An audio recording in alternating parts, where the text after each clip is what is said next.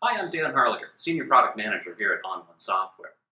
This week in Perfect Inspiration, I want to talk about the importance of printing and hanging your work. In today's world of social media, we're so used to displaying our images online and gathering feedback from our friends that way. But you lose a lot in that process. To me, the ultimate interpretation of your photographic work is a print that you hang on the wall. Only there are you going to see the detail and the craftsmanship that's truly involved in creating a beautiful image. Now, in that process, you have to be able to crop and resize and prepare your image for output. And these are skills that are scary to a lot of users who don't have that background in printing. So in this week, we're going to show you how to use Perfect Resize to prepare your image for the best output.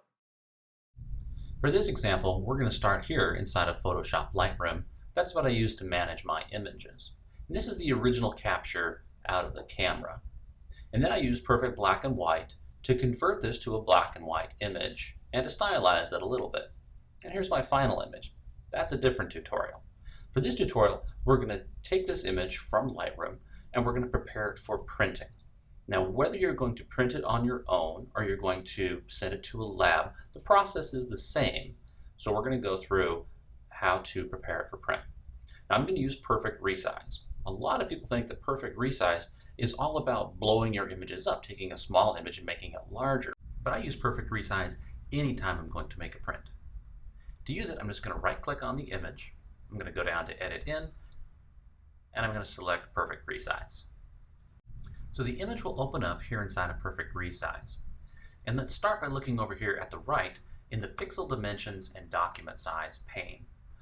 Down here into Document Size, you'll see that my image is about 12.5 by 18.5 out of the camera.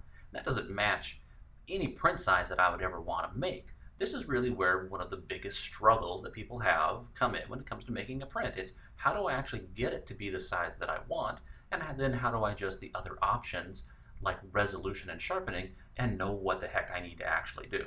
So let's tackle the cropping part first.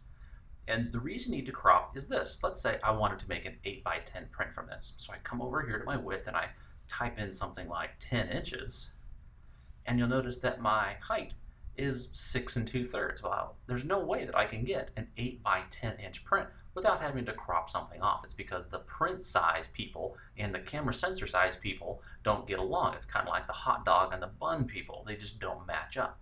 So in order to make an 8 by 10 or anything of a different proportion than the 2 by 3 that the camera creates, I'm going to have to crop.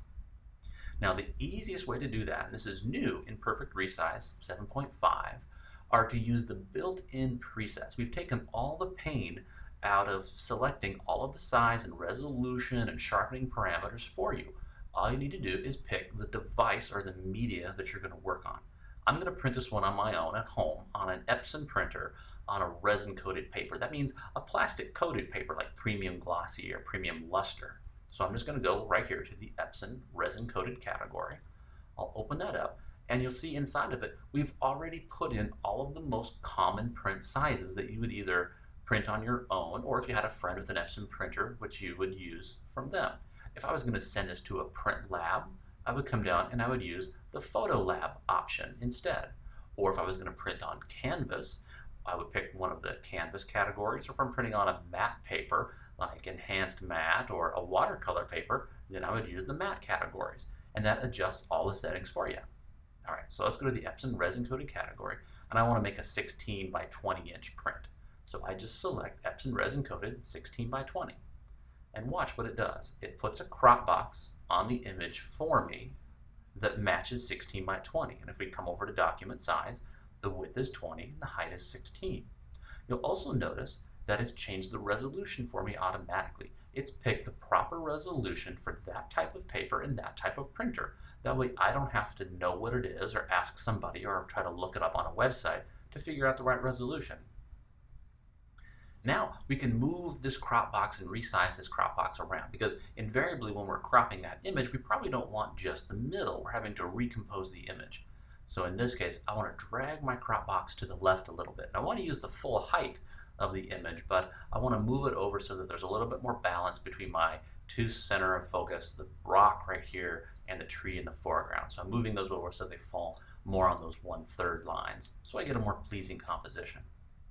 Now let's talk about some of the other options that these presets have set for us automatically. It's already set the size and the resolution. If we scroll down, it's set the settings for the image processing type or the algorithm that's used, and it's also turned on sharpening and selected the right type and amount of sharpening. Now you can override this based on your own personal preference, whether the original image was very sharp to start with or if it was a soft image. So to do that, you always want to make sure that you click on the 100% zoom. We want to zoom up to 100% whenever you adjust sharpening, and pick an interesting spot of the image. When I say an interesting spot, you want to pick one that has a balance of detailed areas like hard edges and non-detailed areas like continuous tone areas. So in this case, I've moved to a spot where I can see water and I see sharp edges. And now I can fine-tune my sharpening amount based on what I like. For me, 35 might be a little high. This image was pretty sharp to start with, so I'm just going to decrease that down to 25. And this is totally about personal preference. All right, all the other options are set for me. When I'm ready, I'm just going to press the apply button. And there we go. Here we are back in Lightroom with our cropped, resized, sharpened, ready to go image. I can now print it out through Lightroom or through Photoshop, or I can put it on a disk and take it to my friend who has a printer, or I can take it on a disk to my local photo lab and have them print it for me. And there's the 16x20 framed hanging on the wall in my office where I can enjoy it and share it with my coworkers. If you've never printed your work before, now's a perfect time to try it before the holidays. Everybody knows that prints make the perfect gift. Thanks for watching.